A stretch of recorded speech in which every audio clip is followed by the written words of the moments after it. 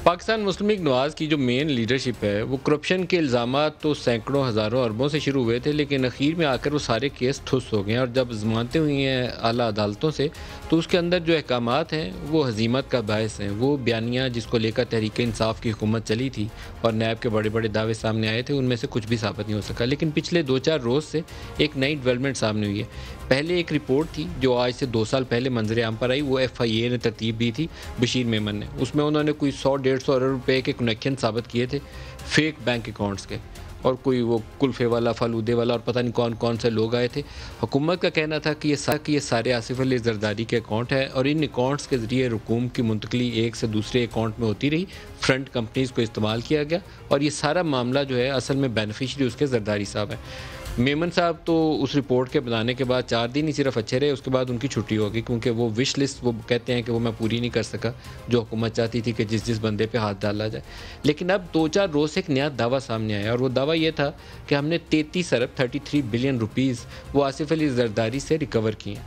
अब ये दावा बड़ा मज़े का है, क्योंकि जब कोई रकम इकट्ठी की गई है वो नेशनल एक्सचेकर में कहीं रिफ्लेक्ट होनी चाहिए।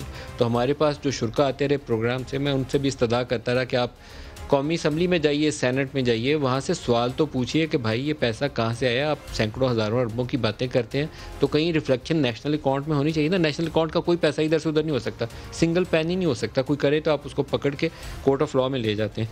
तो हमें जो ऑफिशियल चैनल से डिटेल्स मिली हैं वो मैं आपके सामने स्क्रीन पर रखने लगा हूँ कि 33 अरब रुपये का हिसाब है क्या। जाली अकाउंट्स में 33 अरब की रिकवरी की गई है, ये नैब का दावा है। प्ली बारगेन के तहत 31.006 बिलियन रुपए रिकवर किए गए हैं। और इसके अलावा जो माफ़ी का अमल है उसके ज़रिए जो माफ़ी मांग ली, नैब के साथ अंडरस्टैंडिंग कर ली, 1.006 बिलियन उसके ज़रिए हुई है।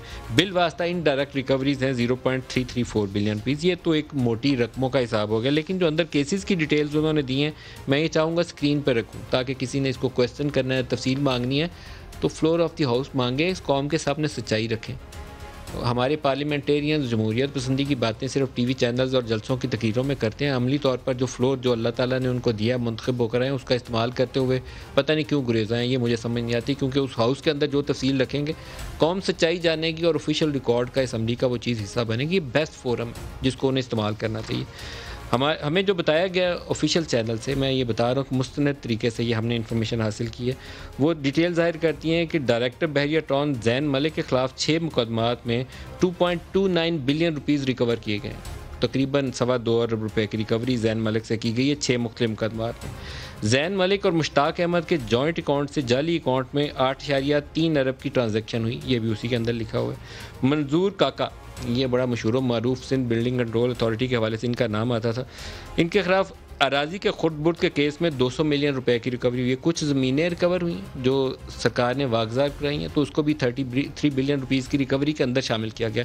अब इसकी ऑथेंटिसिटी चेक करना हमारे ये जो पार्लियामेंटेरियन है उनका काम है कि क्वेश्चन करें, तफसीलात हासिल करें और कौम को बताएं अगर 33 बिलियन हासिल हुआ है इन अकाउंट से, सच्चाई सामने रखें कि हाँ हुआ है हासिल। कुछ लोगों को एम्बेरस करना ज़रूरी होता है, अगर करप्शन में वो पकड़े जाएँ। चोरी छुपे प्ली बारगेन भी जायज़ नहीं है, वो भी पब्लिकली मंजर आम पर आनी चाहिए। अनवर मजीद के ख़िलाफ़ केस में 1563 मिलियन 1.563 बिलियन रुपीज़ इसकी रिकवरी हुई है। JVO ये कोई पूरा रकम इसका मैं नाम नहीं पढ़ सकता जी। JVO ये जरदारी साहब के ग्रुप है जी। कोई 1.22 बिलियन की रिकवरी किक बैक्स के ज़रिए, ये जो इल्ज़ाम था वो इसमें से रिकवरी हुई है। जैन मलिक और मुश्ताक अहमद के जॉइंट अकाउंट से 4.955 बिलियन रुपये के जाली अकाउंट में ट्रांजैक्शन जो है उसकी रिकवरी भी दिखाई गई है। सिंध ट्रैक्टर सब्सिडी स्कीम, ये तारा चांद हैं, इसके 45 मिलियन इससे, और आफ्ताब साहब हैं 7 मिलियन उनसे, और गुलाम सरवर साहब हैं 30 मिलियन की रिकवरी उससे दिखाई गई। ये 33 बिलियन का हिसाब है। ये सारी डिटेल्स जो हैं they are linked with Zardari साहब fake bank accounts according to the official claim जो हमें तफसीलात दी गई।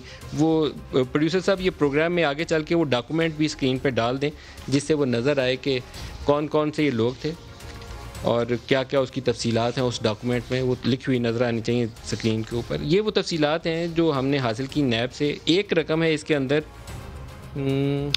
474 बिलियन, ये नैब वाले कहते हैं कि हमने इनडायरेक्ट ज़राए से ये रिकवरी की है। जो टोटल 790 बिलियन रुपीज़ का क्लेम है कि अपने काम से लेकर आज तक हमने हासिल किए हैं, उसमें से 474 बिलियन रुपीज़ ये कहते हैं कि हमने इनडायरेक्ट चैनल से रिकवर किए हैं।